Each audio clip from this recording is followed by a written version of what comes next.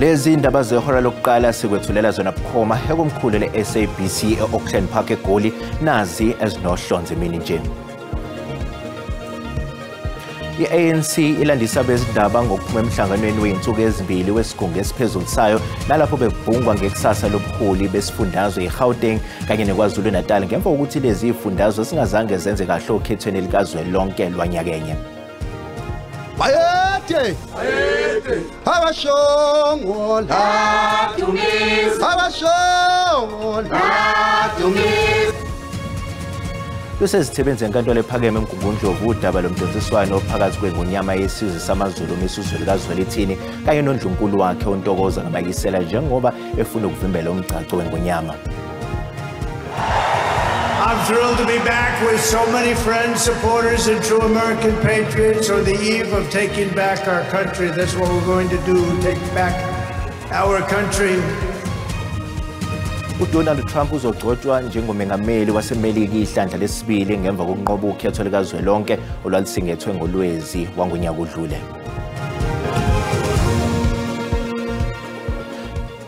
Ukuthola kube kuwembukeli ngiyakwamukela ezindabeni zehora lokuqala igama lami nginguDawud Phungula.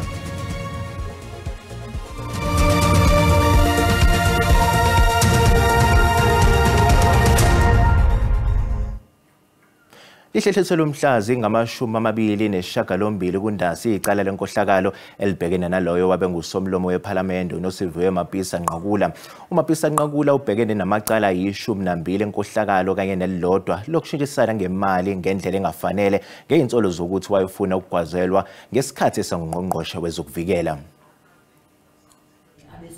Ukuhlehliswa kwaleli cala kuza ngemuva kokuthi kube nesivumelwano phakathi kombuso kanye nethimba labameli bakaMapisa Nqakula malungana nokuthi yiziphi izigaba zedokodo okufanele zidalulwe kubameli bommangalelwa. Abameli bakaMapisa Nqakula bafuna ukuhlinzekwa ngemininingwane equkethwe ezigabeni zedokodo uB no C ngelithi ingase idalule ubufakazi obuzokwenza ukuthi uMapisa Nqakula aphume phambili kuleli cala. We are informed, my Lord, that the head of the investigating directorate has, under the guidance and advice of Mr. Lowe, exercised the discretion, which, my Lord, we see as the better side of valour, to effectively concede prayer 1 of our application and disclose the B and C sections of the state's brief. Izinhlangothi zombili zibe sezivumelana ngokuthi zizohlangana ngasese ngenjongo yokudingida ukuthi yimiphi imininingwane yedokodo okufanele idalulwe. The remaining prayers as to 1.2 to 1.6 will be dealt with by way of an undertaking by the National Prosecuting Authority and our learned friends, my Lord, to facilitate those documents pursuant to discussion which we will hold hopefully by close of 3 weeks. Icala libe selihlehliselwa umhlazi ngama-28 kuNdasa.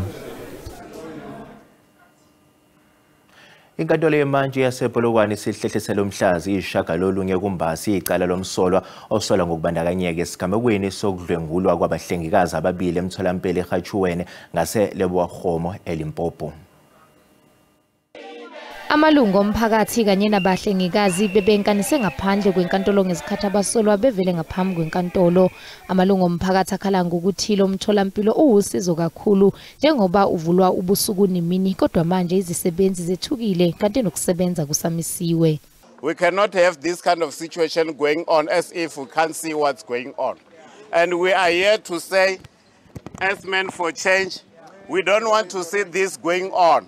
Undunankulu waseLimpopo uthi ngesikhathi evakashele izisulu ufikelwe usizo mayebona isimo esibhekene naso emva kwesigameko waphetha ngokuthi kuzoba nzima kakhulu kuba zidlulise lesisimo. The fact of the matter is that the emotional trauma that they've undergone, the mental health, their psychological trauma, it's something that will take a long time for them to recover. Owengamele zokuphepha komphakathi uthi abenzi bokubi kufanele bajeze wanxusa namalungu omphakathi kuba ehlisa umoya engazithatheli umthetho ngokwawo. We have evidence, concrete evidence, ranging from recoveries that we have made from the suspect's house linked to different crime scenes. we are happy about the arrest so far, and we are saying to our communities, they must not take the law into their own hands.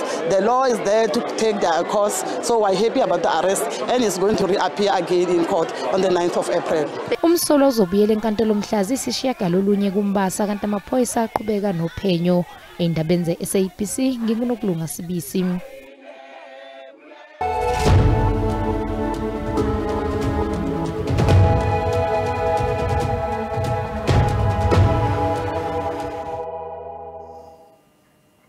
IWashington DC okuyinhloko dolobha eMelika iphuthula amalungiselelo okugcotshwa kukaMengameli wakhona eMelika uDonald Trump.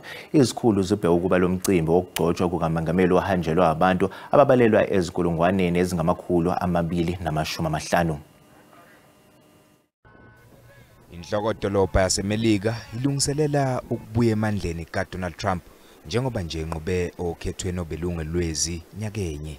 Eminyakeni emine edlule balandeli bakhe bagcwala kuyo inhloko dolobha yaseMelika emva kokuba enqabe ukuvuma ukwehlulwa kwakhe. Every 4 years our city supports the peaceful transition of power.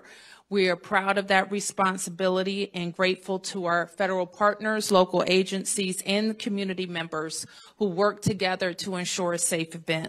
Ucingo okuzobiyelwa ngalo lo mcimbi okugcotshwa kukaMengameli lulinganiselwa emakilomitheni angama-50 ubude, kanti lizobe liqinisiwe nohlelo lonogada njengoba kuzobe kunamakhamera azungeze emkhathini ngenhloso yokuqapha isimo. Our entire police department will be activated for the presidential inauguration. In addition, we'll be reinforced with nearly 4,000 officers from across the United States who were generous enough to raise their hands and commit their time to assist the Metropolitan Police Department.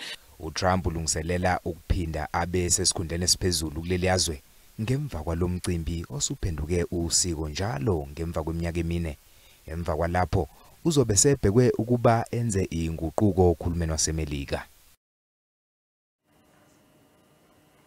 Njengamanje unobhala jikelele we-ANC ufikile embalula ubambe isithangami sabezindaba mayelana nokuphuma emhlanganweni wesigungu esiphezulu salo leli qembu bubanjelwe eBoksburg ekureleni ngempela sonto. Ake siyicosheke bukhoma inkulumo yakhe.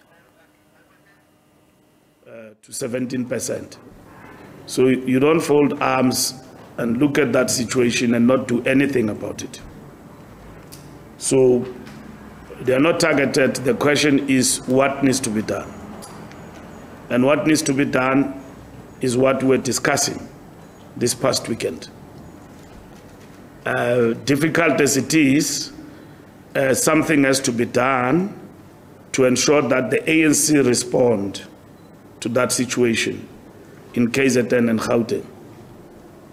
And you can't club them together in terms of the weaknesses and challenges. As much as you concentrated at the leadership level, but they are not the same. So we need to understand that quite clearly. We are still going to visit other provinces as the working committee. Your question is whether we are going to reconfigure those leaderships. It cannot arise, that particular question, in the other provinces because we have lost, but we are still in charge. Let me give you Mpumalanga. Bukele sisathi qhu ezitolo kanti uma sibuya sizokuphathela udaba oluthi 16,000 motorists were fined for using their cell phones.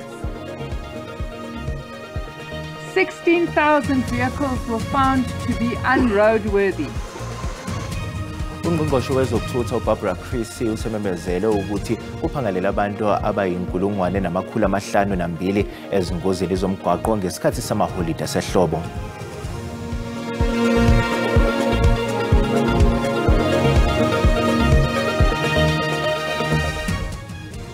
Sikubingelele sikwamukela uma ngaba usanda ngena odabeni oluphambili besibiko ukuthi i-ANC ilandisa bezindaba ngokuphuma emhlanganweni weyinsuku ezimbili wesigungu esiphezulu sayo nalapho bekubhungwa ngekusasa lobuholi besifundazwe eGauteng kanye neKwaZulu-Natal ngemva kokuthi lezi izifundazwe zingazange zenze kahle okhethweni likazwelonke lwanyakenye. Bukele sikhumbuzo ukuthi lezi ndaba ziyatholakala ku YouTube na ku SABC Plus. Ngena kuzo uzicinge ngamagama athi SABC izindaba na kanjani uzozithola ngomjalo bazo. Lusezithebeni zenkantolo ephakeme eMgungundlovu udaba lomdonsiswano ophakathi kweNgonyama yesizwe samaZulu uMisuzulu kaZwelithini kanye noNdlunkulu wakhe uNtokozo kaMayisela njengoba efuna ukuvimbela umgcaco weNgonyama. Ake sicoshe bukhoma isinqumo kuleli icala.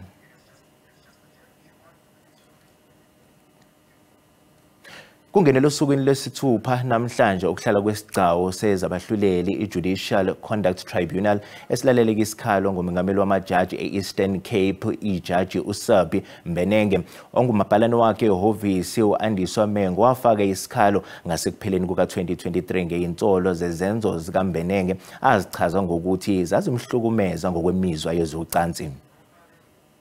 U-Andiswa Mengo nakuleli sonto usaholwa ngemibuzo ephathelene nemlayezo ye-WhatsApp phakathi kwakhe nejaji uMbenenge esukela unyakeni u-2021. Utshele lesithangama ukuthi ezinye zezinkulumo wayengasayiphenduli ngoba zayihambisana nemikhuba ephathelene nezocansi. Why did you reply the next morning to those messages? Bendingafuna u-engage ngoba uba siyaqaphela kula message yokugqibela ibe nako ubusexual ibi-sexual comment. Kube ndifuna angene ngenhloko kuphela nako yena efaka namaxa. That is a sexual comment. Ukunguye ohola ngemibuzo kulesi igcawu uAdvocate Salome Skippers ubuze uAndiswa Mengo ngeminye yemlayezo yakhe eWhatsApp lapho ayencoma khona ijaji ngokuthi kungani ayiqhubeka nokwenza kwezinye zezikhathi. At 4 November 2021 you again replied to a video that was uploaded on the status of the respondent at 19:05. Is that correct? Yes, that's correct. What was this status about? Why is it Jimin? Why did you reply to his status? Motivated kuba ndingumuntu othanda igym. So ndavuya xa ndimbona iba uyayihamba igym. U-Andiswa Mengo usaqhubeka nokuchaza ngemlayezo yabo yezingxoxo nejaji uMbenenge phambi kwesigcawu esiqaphe ukuziphatha kwamajaji. Ohola ubufakazi ecaleni lokubulawa kukaSenzo Meyiwa uBrigadier Bongani Gininda eqhubeka nokuthola ubufakazi enkantolo ephakeme ePitoli utshela inkantolo ukuthi akukho ukukhokhelwa ebhange okwavela ezitatimendeni zebhange kuba bonke abasolwa okwakuqhamuka kuKelly Khumalo. uBrigadier Bongani Gininda uthi wacela izitatimende zasebhange efuna ukubona ukuthi kwaba khona yini ukukhokhelana okwaba khona mayelana nesigameko sokubulawa kukaSenzo Meyiwa. Utshela inkantolo ukuthi akukho ngisho imali eyafakwa emshinini kubo bonke abasolwa. My recollection, and not only with regard to accused number 5, but insofar as all accused and from all institutions, not only Nedbank, there is no electronic transfer from Ms. Kelly Khumalo to any of the accused. That we did not find. On cash deposits reflecting that is coming from her, not only to accused number 5, but as I said, it applies to all accused as well, my lord. Advocate Mshololo umbuzo ukuthi wacela yini izitatimende ephake kusukela ngomhla ka-2 kuLwezi uGininda uphendule kanje. My lord, I don't have a recollection of that because the two dates that Advocate Mshololo is referring to relate to the calls, not a financial transaction. They relate to the calls that were picked up between Ms. Kelly Khumalo and accused number 5. That is the date of the 2nd of August 2014 and the one of 15 October 2014. Uphinde wabuzwa ukuthi akaze yini abizwe uKelly Khumalo ngalobufakazi abuvezayo. Correct, my lord, and I gave the reasons as to why, my lord. Umshololo ke usephothulile ukuphosa ngemibuzo uGininda. Icala liyaqhubeka.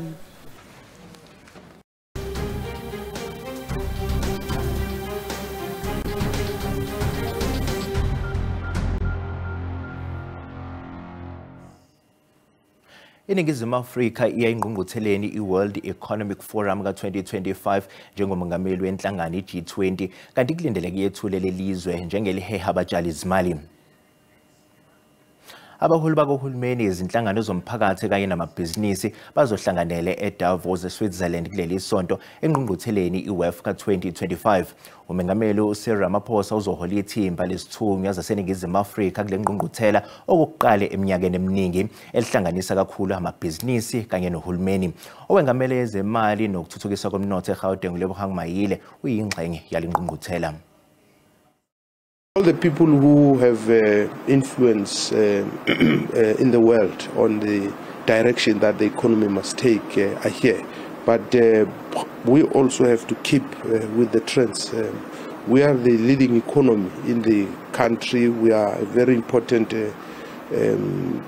role player in the continent. So we always have to keep up with the trends. We always have to talk to people who matter, people who are influential in the economy. And we want to attract investment. We want to position the province better so that it can be able to achieve its full potential. Lusezithebeni zenkantolo ephakeme eMgungundlovu udaba lomdonsiswano ophakathi kweNgonyama yesizwe samaZulu MiSuzulu kaZwelithini kanye noNdlunkulu wakhe uNtokozo kaMayisela njengoba efuna ukuvimbela umgcaco weNgonyama. Njengamanje sixhumana ke nentatheli yezindaba ze-SABC uSimphiwe wakamakhanya. Simphiwe ke sikubingelele sikwamukele ezindabeni ze-SABC. Sicela nje usitshele ngokuqhubekayo lapha eMgungundlovu. Dawudi ngibingelela kuwena kanjalo nombukelo wendaba ngalesi sikhathi uza kuthina nje la enkantolo ephakeme eMgungundlovu umehluleli umngade usanda khipha ke isinqumo malungana naso ke isicelo ebesifakwe esingathi ke uNdlunkulu ukaMayisela sokuthi ke kumiswe umgcaco obekulindeleke ukuthi ube kulempela sonto esiyakuyona. Isinqumo ke esikhishwe ijaji emzuzwini ngicabanga ukuthi ke emithathu edlule ileso sokuthi ke lesicelo sikaMayisela sichithiwe ke inkantolo ngokusemthethweni nokusho ukuthi ke asiphumelelanga isicelo sakhe sokuthi ke kumiswe ke umgcaco lo ebehlelwe ukuthi ube ngempela sonto kule esiyakuyona. Kepha mfoka Phungulu uzokhumbula ukuthi phela ngaphakathi lapha enkantolo ke kwakhona udaba olukhulunywayo lokuthi ukhona noma ngeke uzube khona yini lo mgcaco ngenxa yezinkulumo ke eziphikisanayo malungana nazo inhlelo zawo. Kepha abameli bakhe ubayede bakubeke bacaca lapha phambi kwezithebe zenkantolo ukuthi awukho umgcaco ohleliwe kulempela sonto esiyakuyona futhi abasiboni isizathu sokuthi ke ukaMayisela afake ke lesiphakamiso noma lesicelo lapha enkantolo sokuthi kumiswe lo mgcaco. Kuke kwakhona ke umdonsiswano ngalokho ijaji libuza ukuthi uma ngabe ukuthi ke abameli bakabayede bayaphikisana nalesicelo kungani uma ukuthi ke umgcaco ngeke uzube khona base beyayibeka ke izathu zabo phakathi kwezathu abayibekile ukuthi konke lokhu okuqukethwe emaphepheni kaMayisela kungamampunge ngamanye amazwi ke ubayede akakaze enze isimemezelo sokuthi kuzoba khona umgcaco nokuthi azikho inhlelo ezikhona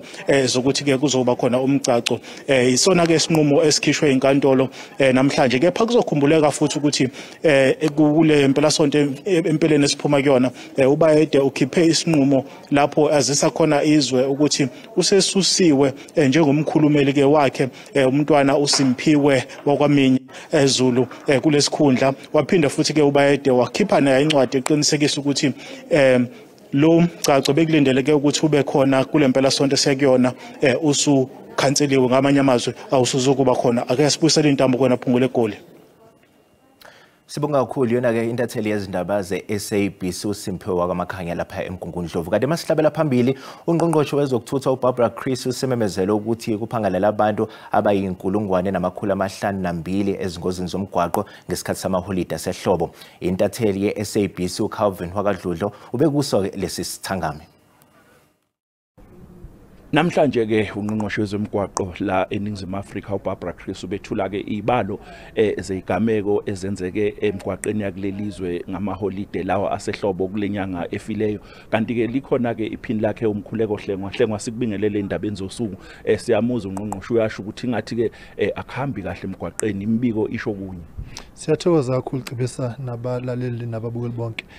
Asiqale ngokusho ukuthi sinako ukukhathaza ngendlela abantu bakithi abayiphethe ngayo emgwaqeni kakhulukazi uma beshayela ikakhulukazi uma ubuka ukuthi baphuze bangene emgwaqeni ukuphuza bese beyohamba emgwaqeni njoba ibalo zikhombo ukuthi cishe ingxenye engu41% labo abashonile emgwaqeni kulesi sikhathi abantu behamba ngezinyawo.